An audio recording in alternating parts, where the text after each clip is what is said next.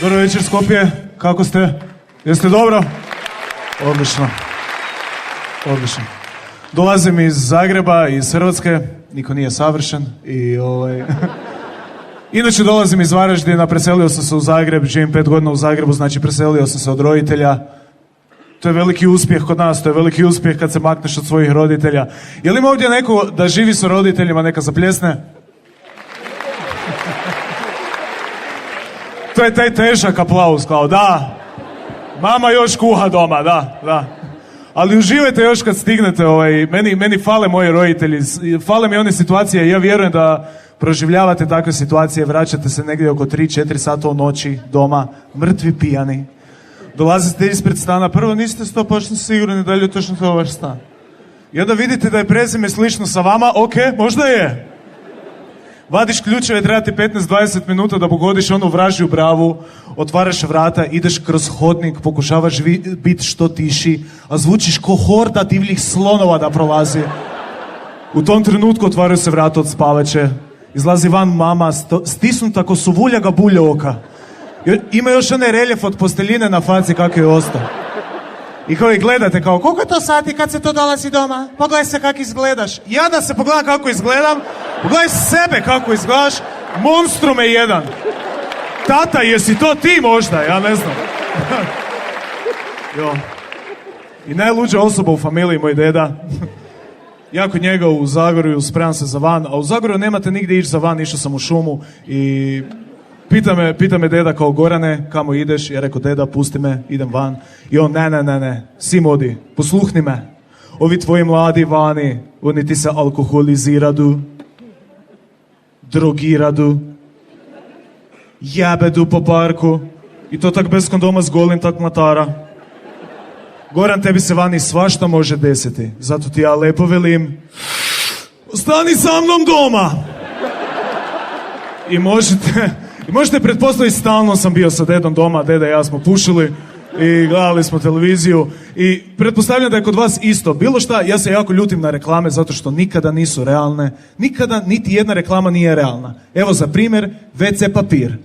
Nikad u niti jednoj reklami za WC papir niko ne sere. To mi je full bitno. Hoću vidjeti neko kako se posore i reći, kako će sad očistiti ovo, evo da njega. I kad očisti to je to, kupit će taj WC papir.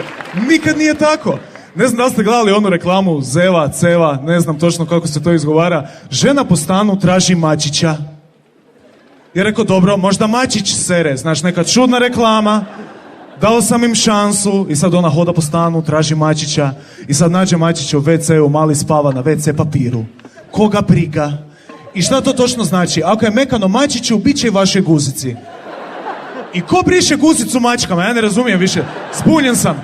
Znači, hoću realnu reklamu, hoću čovjeka koji je isti ili veće konstitucije od mene, kako sjedi i sere. I to je to. Stvarno se štedio, nema glume, cijedi se niz njega, stvarno je gadno. I sad uzima WC papir, briše guzicu, baca u školjku, to ne trebamo vidjeti. Sad uzima drugu turu papira. To me zanima, koliko ga je nabrao? Ja uzmem 3, presavinem na 1,5, taman da ne probijem prstom, koliko puta se desilo. Znači, uzima, briše, okreće prema kameri, savršeno čisto i onda se još osloni na to. Znači, tako hoću da su realne reklame, bilo koje reklame. A da malo pričamo o baki. Baka je luda, baka uzima heroin i Ne, ali svaka baka je nas učila neke stvari kada smo bili djeca. Sigurno su vas učile one praznovjerne stvari. Znate ono kad je kazaljka na satu, kazaljka, strelka na stelki, jel znate za to? Onda to znači da neko misli na tebe, znate za to? I sad, to je simpatično, ali nije istinito. Nije se desilo u 1,5, strelka na strelki, sad su svi uvijek imaju jedno te isto kao, ko sam to misli na mene, ko je to? Nikada se nije desilo da je zazvonio mobitel, ti si kao, molim, javiš se na telefon i čuš s druge strane kao, hej, to sam ja, da, mislim na tebe, da, želim biti s tobom do kraja života. I to se nikad nikome nije desilo. Onda ima još jedna stvar, a to je, ne znam da li ste čuli za to, ako pripalite cigaretu na svijeći, onda umre jedan mornar. Jeste čuli za to? Ja to stvarno smatram kao zajebanci, u društvu sam i kao idem pripaliti cigaretu na svijeći i nekom ide kao nemoj ubit ćeš mornare, ja sam kao boli me kurac, daj mi svijeću. A neki ljudi su stvarno ozbiljni oko toga kao, Ja u društvu idem pripaliti cigaretu i neka cura kao, hej, nemoj radit to. Moj je dečko mornar. I mislim si, zašto ti je dečko išao za mornara ako zna da postoji šansa da će umrijeti ako neko pripali jebenu cigaretu na svijeći? Ja bih rekao, jebe, što ne idem.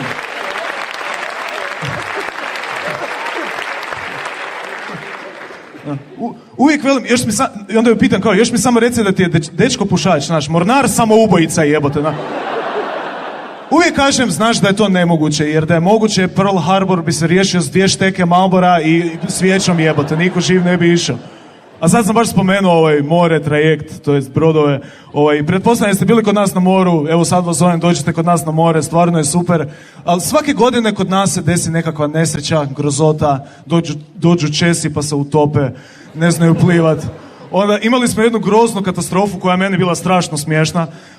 Ne znam da li ste čuli, to je odjeknulo svugdje. Negdje trajekt, okolica Raba, naši otoci, zaletio se drito posred plaže i meni je to bilo jako smiješno. Zašto? Zato što u moru je bilo 100 ljudi, na plaži je bilo 200 ljudi, 10 ljudi ozlijeđenih, niko nije vidio trajekt. Svi su rekli, došao je iznenada. Trajekt!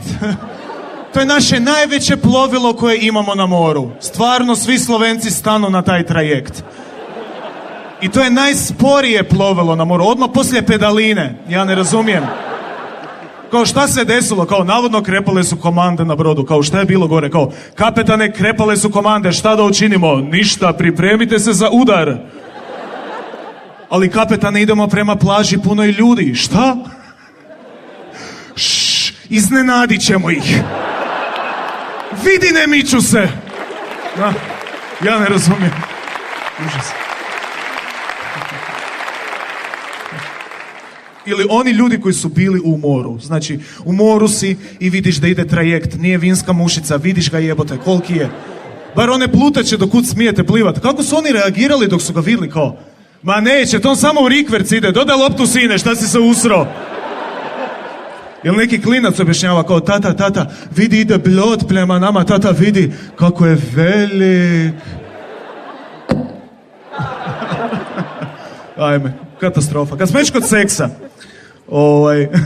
mi muškarci stvarno imamo problema sa egom. Žene, vrlo lako da nas možete razljutiti. Bilo koji komentar, stvarno bilo koji.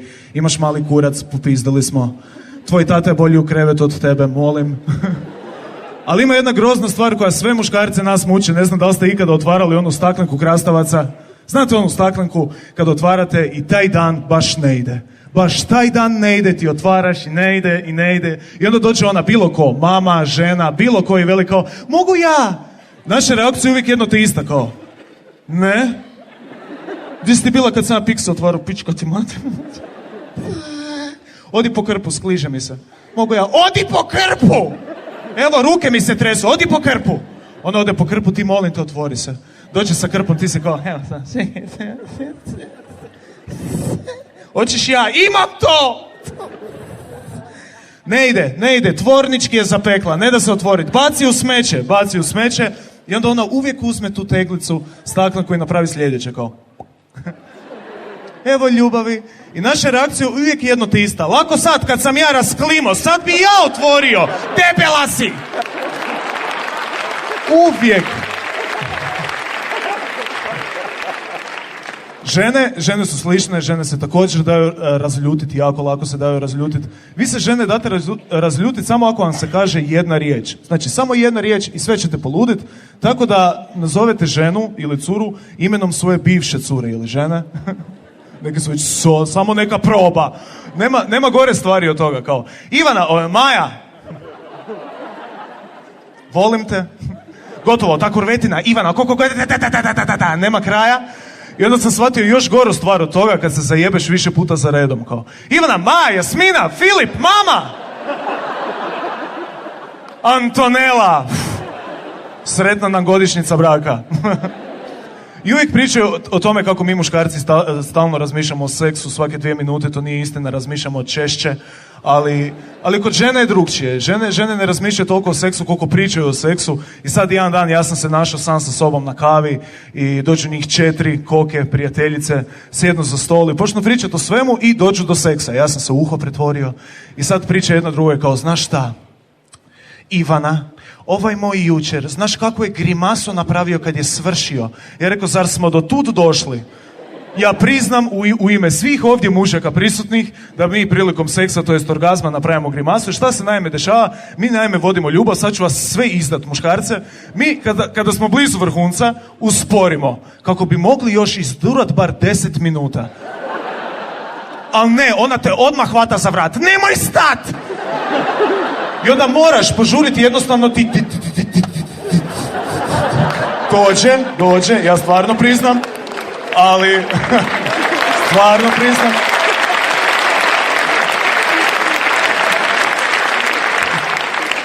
Ne, ali jeste vidjeli kako žene doživljavaju orgazam? Jeste vidjeli to? Žene doživljavaju orgazam kao da su je spojio na gradski napon od 220 volti, ona se sva trese. I kako to izgleda, isto vi naime vodite ljubav. I sve je savršeno. I odjednom izbelji oči ko lemur. Kao da sam se u Vukija pretvorio. Kao rrrr. I odjednom se počne tresti, ja gledam da se ne počne dimit s nje, znaš. Što će ljudima reći, ne znam, neka žica je spregorela, otkuda ja znam. I onda nakon te agonije izgleda izlomljeno na krevetu ko da je egzorcist demona iz nje van izvukao. I onda onaj zadnji dio koji nikad neću shvatiti, dođeš do nje i veliš, ljubav jesi dobro, nemoj me dirat! I onda smo mi stoke kad zaspimo, da. I uvijek mi muškarci, uvijek tražimo, muškarci, žene, svi tražimo savjete da budemo bolji u krevetu, stvarno da budemo bolji. U društvu se hvalimo privatno, kupujemo knjige, kama sutra, prek sutra. Uvijek tražimo nekakve načine da budemo bolji u krevetu i internet je prepun stvari da budemo bolji, ali nisu dobre stvari. Čitao sam nedavno najgluplju stvari ikad na internetu. Muškarci najčešće greške koje rade poslije seksa je postavljanje pitanja. Kao, je li ti bilo dobro, jesi li svršila? Ne, ja da sam pisao taj članak, ja bi ga totalno zakomplicirao. Poslije seksa, bam, anketa. 5-minutni diktat. Daš je A grupu da ne prepisuje, ajmo. Prvo pitanje, je li ti bilo dobro i jesi li svršila? Pod A, da. Drugo pitanje. Vremenski, je li ti bilo dobro? Pod A, ti si pastuh. Pod B, zaokruži A. Kad je počela Francuska revolucija, čisto malo da ju scimaš, zašto si se opirala i da li ti smeta što smo rodbina? Znači sve u jednu cjelinu, kao i ja svoj nastup. Hvala vam ljudi, ja sam bio Goran. Puno hvala.